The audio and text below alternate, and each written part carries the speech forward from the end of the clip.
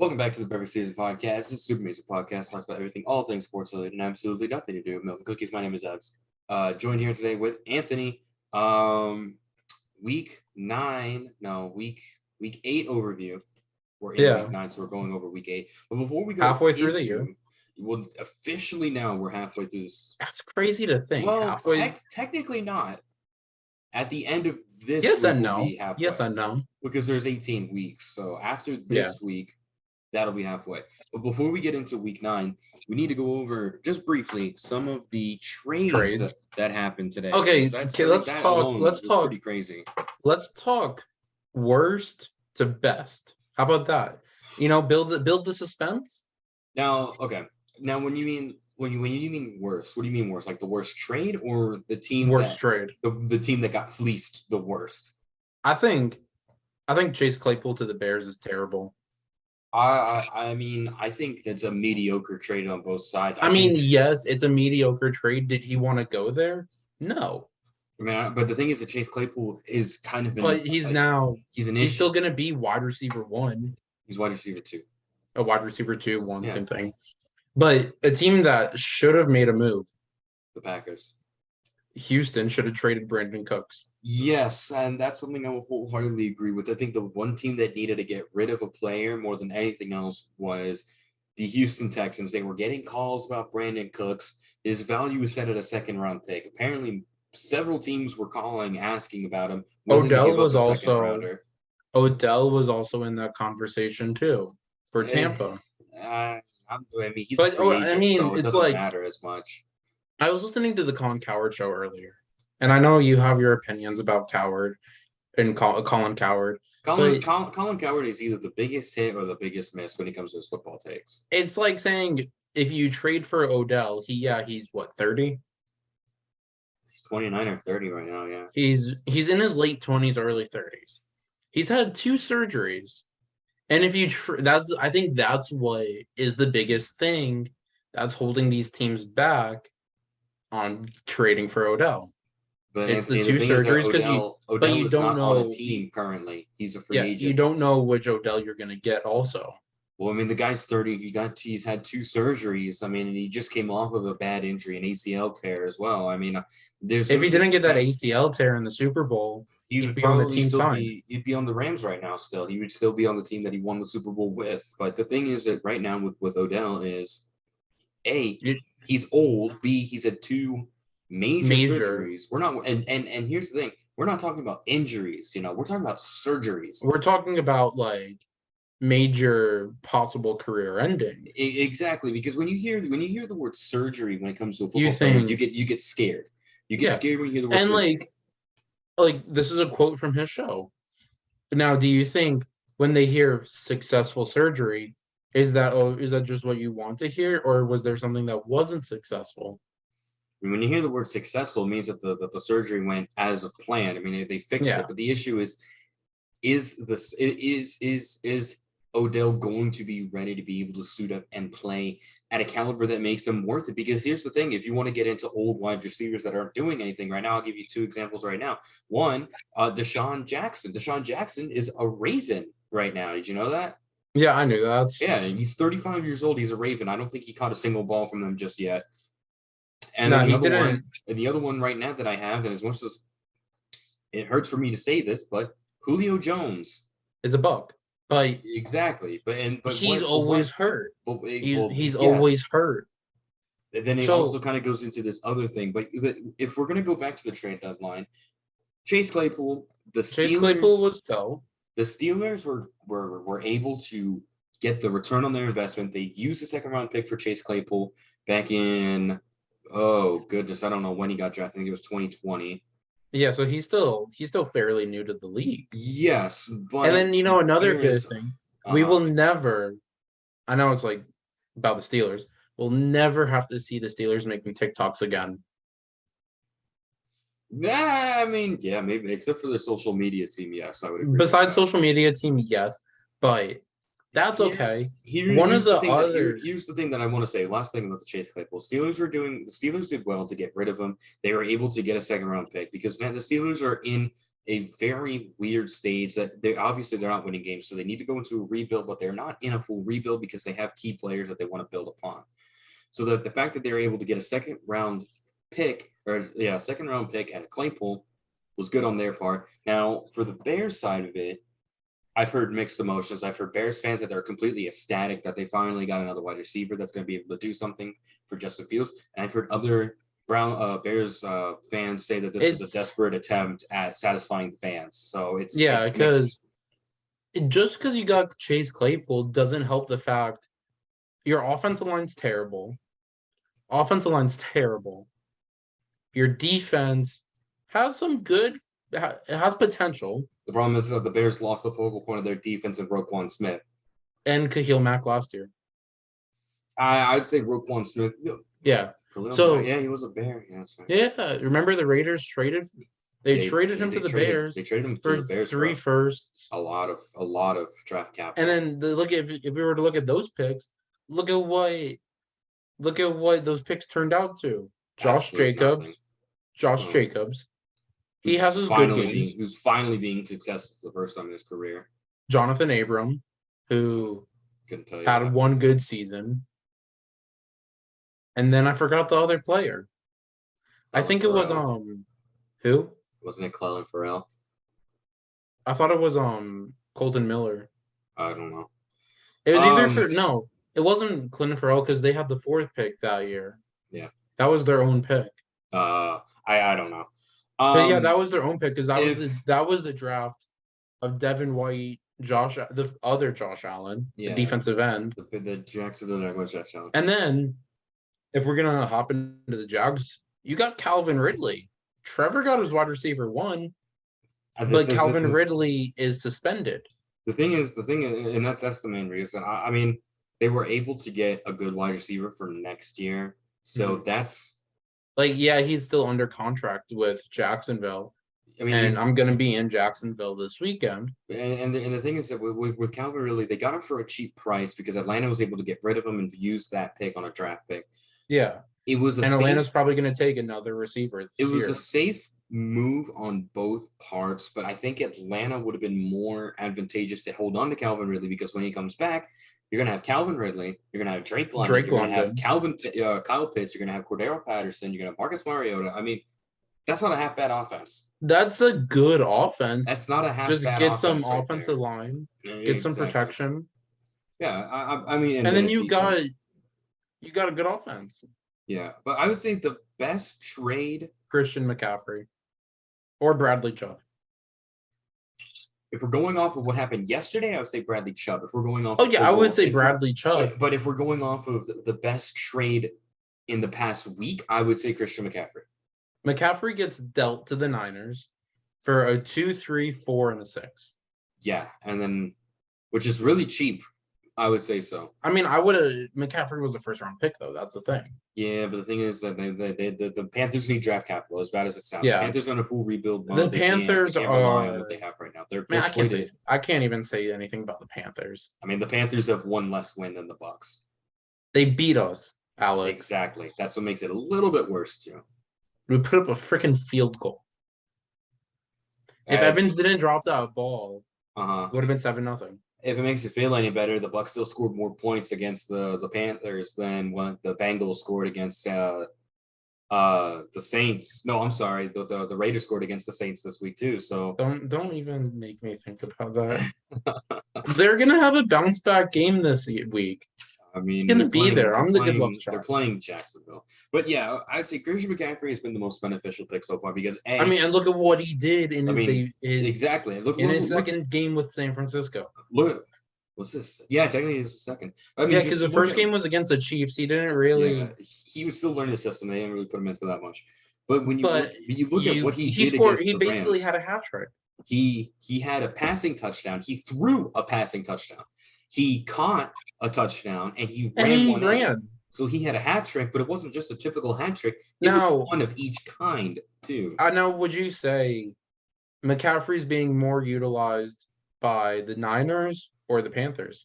The thing is that if you look at it this way, the Panthers used McCaffrey because McCaffrey was the only asset that the Panthers offense really had. You look at the 49ers, the 49ers are able to use him all over the place because they have more availability to use him. Yeah. So I would say overall usage, the Panthers used him more, but in terms of efficiency, the 49ers. Did you hear Denver tried trading Russell Wilson back to Seattle for Geno Smith? No way. I significantly doubt that. Seriously? No, there were reports that came out saying Denver tried dealing Russell Wilson back to Seattle. For some reason, I want to believe it. That just seems way too outlandish. I don't know. I mean, if that's the case, if that Denver's not Denver's one more loss away from firing Nathaniel Hackett. The fact that they haven't fired him right now is a little surprising. Well, the report, if they lost to Jacksonville in London, they would have fired him. Yeah, but what was that final score in London? It was 17-16, or no, it wasn't that. It was like 21-17. Yeah, it was. Yeah, exactly. But if we're gonna let's go away from the trades now. We talked about that briefly. Let's talk about Let's dive into week 8. Let's kind of go over what all happened. So Thursday Night Football, Baltimore at Tampa Bay. We got to talk about it. I know it's just we don't have to go too far, but you just had to say something. It's Baltimore at Tampa Bay. Baltimore losing Mark Andrews in the second quarter, but as bad as that sounds, Lamar was still able to throw to his wide receivers. Devin Duvernay was able to get in there. Gus Edwards. I mean, the offense. Tampa. I want Tampa to fire Todd Bowles and Byron Leftwich. I would agree with Todd Bowles. I mean, he does not have the best Todd Bowles and Byron Leftwich. He does not have the best head coaching record right now. So Bring Bruce Arians back. If we fire them, I want Ken Dorsey, the Bills offensive coordinator. That's going to be hard to get. And also, this is Ken Dorsey's first real role as an offensive coordinator so far. Remember, because Dable had it for a long time. Yeah. So it's a lot to put on an offensive coordinator that's only had his job for 1 year. If there's always been that rumor of Bieniemy. Dude, for as long as football has been football, especially in the past 4 years, it always feels like Eric Bieniemy becoming a head coach has always been the front papers, and he hasn't gotten a single role. I mean, you look at guys that have gotten it, and you look at Lovie Smith. Lovie Smith got his head coaching role back. I know. And you look at guys like Matt Eberflus for the Bears, and Kevin O'Connell has actually been pretty good. He's okay. I mean, Vikings only lost 1 game, and it was against the Eagles. Yeah. Monday night. Now, I'm telling you, if you look at the Eagles coming up couple of weeks, like the next 5 weeks, they're easy. It's easy wins. They're insanely easy. But the thing is that, and this is classic. This is exactly what happens when you have a team that's undefeated. Remember the Falcons? No, the Panthers. Panthers were 15-1 and lost to the Falcons in the last week in week 17. That was a good game. Even more recently, you also have to remember the Pittsburgh Steelers a couple years ago did go 11-0 before losing at home against at the time I called that Commanders. Game. I called that game. Yeah, if I remember correctly, you did. But still, that was a Thursday night game. It was a Thursday night game. But these trap games are both easy but also dangerous for a team that is at its all-time high. The Carolina game was a trap game. Well, yeah. But here's the thing. I mean, aside from that, we'll get into predictions later. But you have Dallas that beat Chicago 49-29. That game, Chicago. I got home from work and I saw the score and I was like, it's somewhat close. It was like a 2-score game at the time. I mean, you got to give Chicago credit for being able Chicago put up more points than I expected. You gotta give Chicago some credit. They did put 29 points against the Dallas defense. However, I'm going to credit that to the point that they had so many opportunities to score because Dallas scored 49 points against Chicago. I know. So it is Chicago. Also, Tony Pollard had himself a game. 3 touchdowns. Here's my hot take. What? Tony Pollard starts over Zeke. Tony Pollard should start over Zeke. I mean, he's had better numbers than Zeke in the last 3 years now. Zeke is a bust. Zeke is not a bust. He's old. Yes, he's the oldest. He's the oldest currently starting running back, to my knowledge, at least. I mean, the guy was drafted in 2015. He's 29 years old and still starting. Zeke still has a little bit of gas in the tank, but when you look at the numbers that Pollard has done over the past 3 years, who'd you rather have on your team? I'd rather have Tony Pollard. I mean, thank you. The guy Tony Pollard should be running back one. Tony Pollard in the past Tony Pollard should be running back one. Agreed. Zeke should be benched. Tony Pollard has averaged 5 rushing yards per carry and has had better numbers, better yards after contact, better yards after catch, everything than Zeke. Now, if Zeke was never hurt, that's a different story. But the thing is that yes, it would be a completely different story, but it's you have to look at the numbers. And the thing is that you also have to realize that it's Jerry Jones. So Jerry Jones is going to do whatever Jerry Jones wants because it's money at the end of the day. It's Jerry Jones. The NFL is a money league. And if Zeke is going to make more money, he's going to fill more seats in that stadium, then you're going to put Zeke in. It's at the end of the day. And that's exactly what Jerry Jones said. He said, when Zeke is healthy, Zeke is starting. Huh? It's all about name repetition. Exactly. And you know what? It's working for them. The Cowboys have only lost 2 games. They're 6-2. Who do they got this week? I think they're on bye. Oh, thank God. Yeah, they're on bye this week. Oh, thank God. But outside of that, we had. Would you say that in college football, the team that's similar, like fan base wise, to the Cowboys is Ohio State? Their fans are delusional. I would say yes, and the only reason is because Zeke went to Ohio State, so I can see the connection. No, but I wouldn't go as far to say because of how the fans react. I think that's a bit stretch. Their fans, I'll get into this on my college episode next week. I bet you will. Their fans are delusional. Every time you say Ohio State, they always correct you saying the Ohio State. Okay, but here's the thing, Anthony, and you gotta give them some credit here because here's the thing about Ohio State. They're number 2 in the nation. Shouldn't be number 2. They are. And you also who have they beat? Who have they beat? Okay, well, we're not Penn State. We're not gonna worry about college football right now because this is. I know. I'm just saying. Who have they beat besides Penn State? I don't know, and honestly, I don't care enough. I don't watch college football as competitively as I watch the NFL. So I don't think I'm very. I will get into it on my next episode. I bet you will. Especially on Friday with my other special guest. I bet. All right, so Sunday morning we had the London game, Jacksonville at Denver.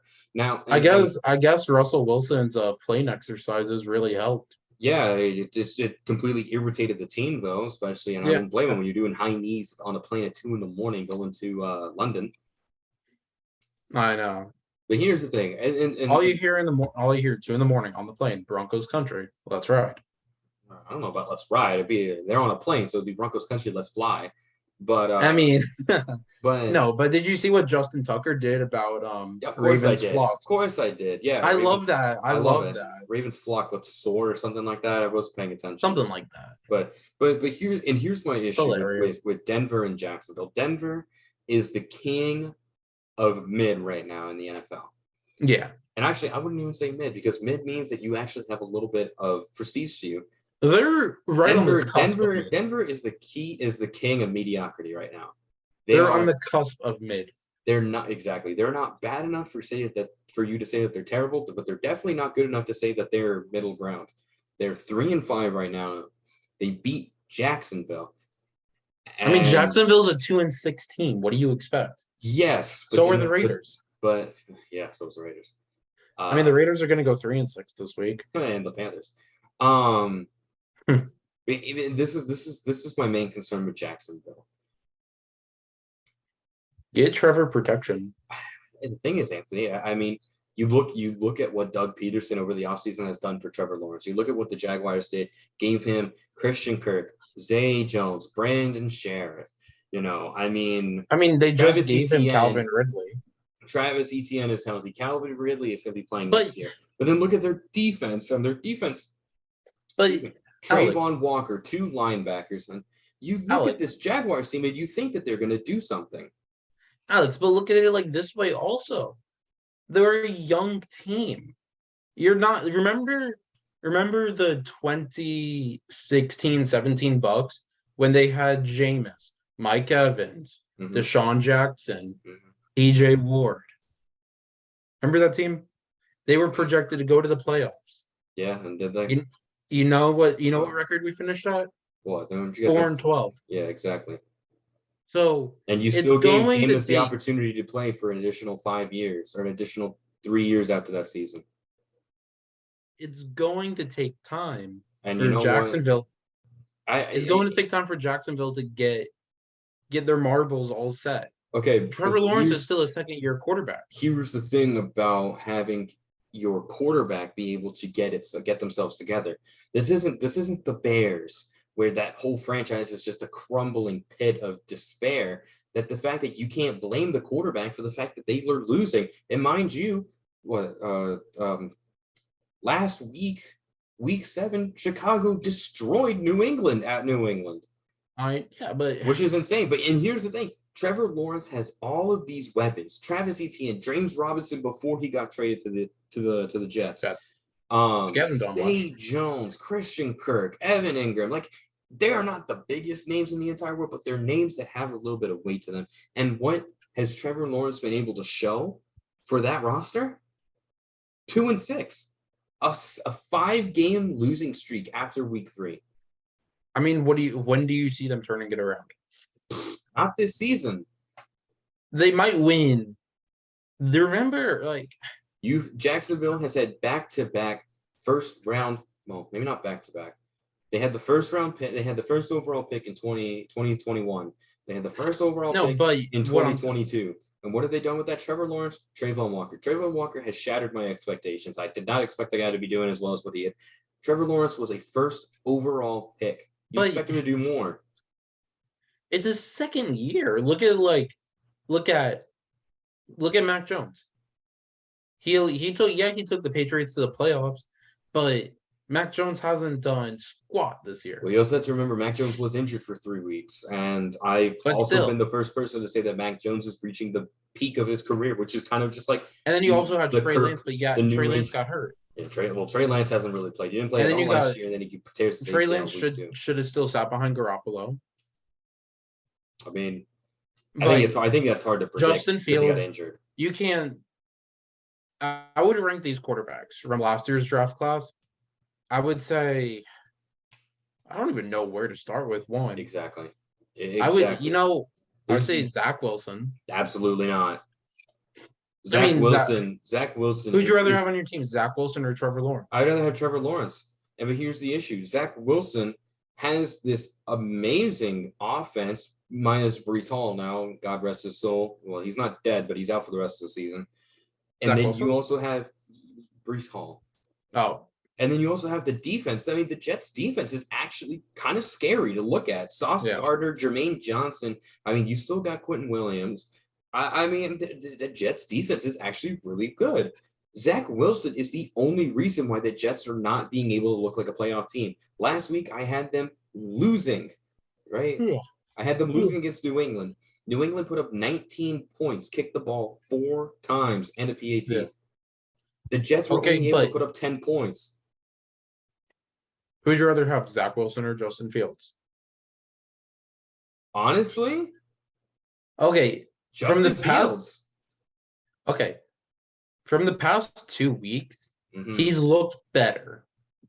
I don't even think I can safely say that. He beat Denver by it's point. Denver. What do you expect? He beat Denver by a point, and I would say that the defense carried him. But then you look at Zach Wilson, what he did last week. It's not something I would be entertained with. It's not something I would want to be proud of as a Jets fan. I'm not a Jets fan. The Jets have Buffalo this year. Exactly, and that's a huge loss right there for the Jets. Unless something crazy happens. I severely doubt. But I know. I'm just saying, unless something severely crazy happens, Jets are going to get blown away into shambles. Exactly, and the Jets are going to drop to 5-4. They're going to go to the third place in the AFC East. Actually, technically, might even 4th, depending on how New England. If New England beats Indianapolis, then they could fall to 4th. Which is still impressive that the Jets are going to be 5-3. They're 5-3 right now, could be 5-4. But good for them. Aside from that, you had Philadelphia at Pittsburgh. I'm not going to look into this game too carefully because it's Philadelphia, and you have a Pittsburgh team that's in shambles. The defense is dead. The defense is horrible. The offense. If I was Pittsburgh, if I was TJ Watt, I'd be asking for a trade. I don't blame TJ Watt. I think he deserves to be on a team that actually knows how to use him. Well, I mean, he's also been injured for the most of the season anyway, so it's hard to tell what he could. Who'd you rather have, TJ Watt or JJ Watt? Both always are injury prone. As of right now, I take JJ. As of right now, I'd still pick TJ Watt because he's still younger. He's in his prime. Now, if you want to talk about in their prime, I take JJ Watt any day of the week. Oh yeah, when healthy. When healthy and when in his prime, I would take. Okay, JJ Watt or Myles Garrett. I've always liked Myles Garrett. I've always Myles Garrett or Aaron Donald. Honestly, probably Myles Garrett. Yeah, me too. As crazy as that sounds. Let's see. Okay, so aside from that, New Orleans shut out the Raiders. I don't even. I mean, if you look at it this way, also, Raiders were out Darren Waller. He was hurt. Devontae Adams played sick. Yeah, he had 3 receptions. I expect a better game this week. For Devontae Adams' sake, you guys better have a good game. The fact that he only caught 1 ball for 3 yards and then also had 1 rush for -1 yards. Devontae Adams, Derek Carr needs to figure something out. But I mean, yes and no. It's not also Derek Carr's fault. I put most of the blame on Josh McDaniels. I would have never hired him. I would have kept our interim head coach. You should have. Miami, because he was the first interim head coach to take a team to the playoffs. I'm surprised that you guys didn't just make him your head coach. We should have. But you know, you decided to give. You could just have to give Josh McDaniels another shot at head coach. It was a horrible choice. Alex, that's what life's like being a Raiders fan. Well, as a Raiders fan, you guys are 2-6 right now. Yeah, I know. If you lose 2 more games, we're screwed. If you become an 8-loss team, I'll be the first person to say that right now that is enough to not make the playoffs. Now, if the Raiders can somehow turn it around, you have Jacksonville this week. I don't think they're going to, Anthony. I mean, they're 2-6, dude. I mean, you go to 3-6. They're not making the playoffs. 3-6. They're not making the playoffs. I'll tell you this now. They're not making the playoffs, but they could turn it around and be like maybe a 7-win team.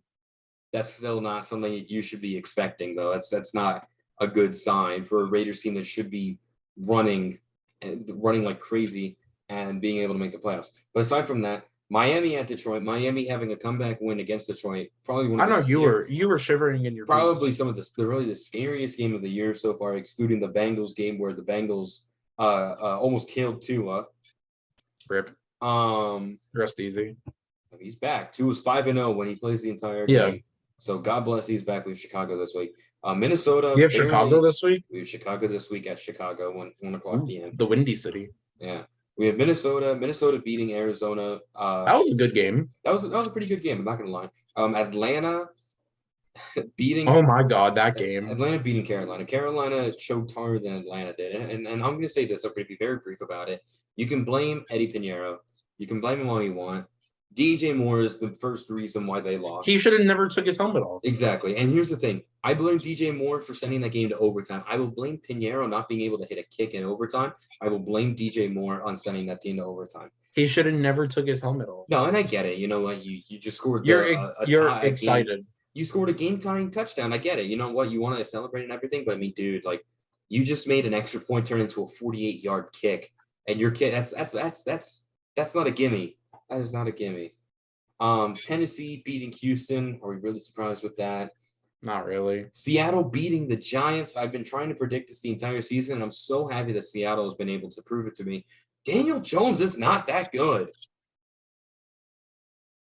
This is the biggest win-loss difference that the Giants have had the entire season. I mean, Anthony, I will say this: the Giants are a good team. I will say that the Giants they're a good team, but hear me out on this.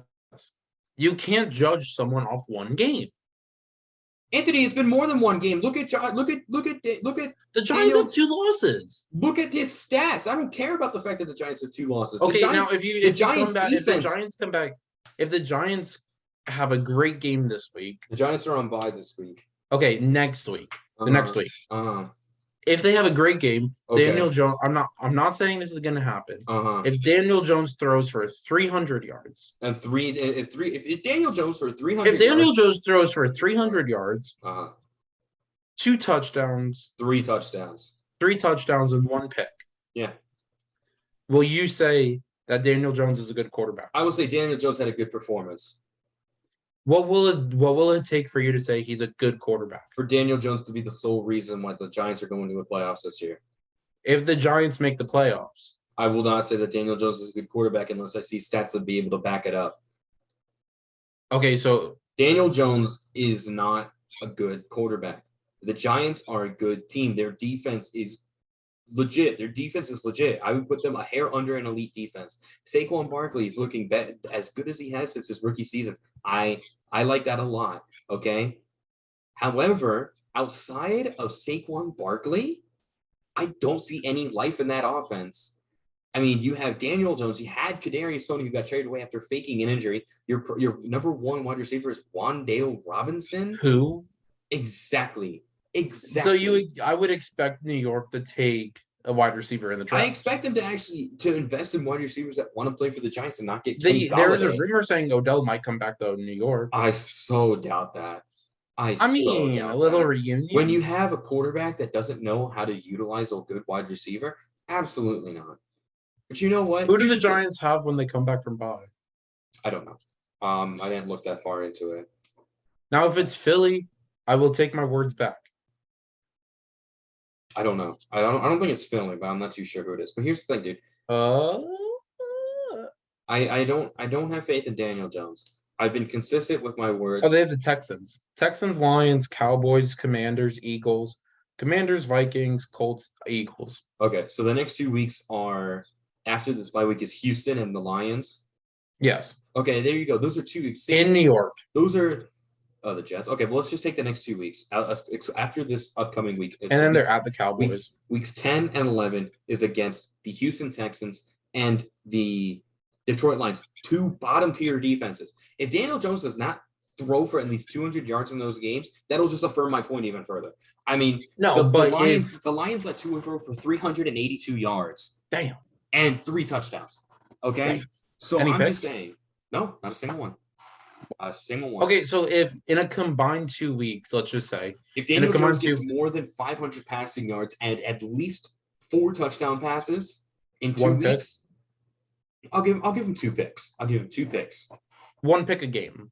Yes, exactly. I'll give him 1 pick. I don't expect the quarterback to have. So basically, if Daniel Jones can average 250 passing yards, 2 touchdowns, and 1 interception in a 2-week span, then you know what? I'll maybe say something a little bit nicer than him. But outside of that, I'm going to firm and say that Daniel Jones is just not the quarterback of the future for the Giants. I'll be first to say it. Okay. Washington beating a very weak Indianapolis team that had Sam Ehlinger. Hey, I called that game. Everybody called that game except for me. I was shocked. I was shocked by that. I mean, I didn't think Washington was. Would you start? Okay, so you have Taylor Heinicke starting. I start Taylor Heinicke for the rest of the year. I mean, come on. That's what I was. That was my. That guy's the life and blood of that entire team. San Francisco beating the Rams, classic. I mean, come on. I'm happy LA lost. We got them this week. And you know what, Anthony? I hope the Bucks have a great game this week. Bucks, Rams. I would take the Bucks, and I'm actually going to put a little bit of stock in the Bucks for this week. Okay. But I'm not. I mean, it's in Tampa. Exactly. But last year was also in Tampa. I mean, we don't talk about last year. Green Bay. Who calls an all-out blitz on their last play anyway? I'd be dropping everybody back because Stafford was going to throw the cup. I mean, I think that's as similar as bread on butter or butter on bread. Green Bay at Buffalo. Buffalo beating Green Bay. Green Bay. That was a closer game than I thought. It was a very close game. The Packers defense is the sole reason why I was able to win my fantasy matchup this week, and I can't believe I'm saying that because they went against the Bills. The Packers defense is breathing a little bit of life in that team. 2 sacks, 2 interceptions against Josh Allen. So Josh Allen, Josh Allen, the MVP. But yeah, who's your okay? Torrin asked me this question on Sunday night. If you had to rank your top 3 quarterbacks right now, this season, as a performance this season, Josh Allen, Patrick Mahomes, Patrick Mahomes, Jalen Hurts. Okay, that's what I was gonna say. Yeah, I would rank. I put Brady at top 10. I'd put Brady at number 20. With how he's been performing, guy hasn't thrown for more than one touchdown, excluding 1 week. He's thrown 1 week where he's thrown at least 2 or more touchdowns. And then Monday Night Football, Cincinnati. I didn't even watch that game. Cincinnati losing to the Cleveland Browns 33-12. I mean, and I know we're running out of But time. you can say all teams have bad games. I understand all teams have bad games, and that's a fair analysis of that. I've seen some people say, oh well, he didn't have Ja'Marr Chase, So you think that if the Bengals had Ja'Marr Chase, that they would have scored 19 more points? No, I'll say that they had a bad game. I'll be the first one to say they had a bad game. It was a divisional game. It was in Cleveland, Monday night, primetime football. I'll just chalk it up to a bad loss. You know what? That's all that needs to be said about it. So, but with all that being said, I think that'll be it for this episode, right? Yeah. Perfect. Okay, cool. So thank you so much for watching. It's been an absolute pleasure. Leave a like, leave a comment. Tell us your biggest surprise of the trade deadline, because I know that was pretty interesting. 12... I mean, there were some trades we didn't really reach on, but yeah, but exactly. So if there's one that we didn't touch on that you'd like, let us know. There's 12 trades yesterday alone, which is the expected record. More. I did not expect as much. I'll say that. But with all that being said, thank you so much for watching. Leave a like, leave a comment. Tell us your analysis of the week, whatever. You already know what to do. And all that being said, we'll see you soon.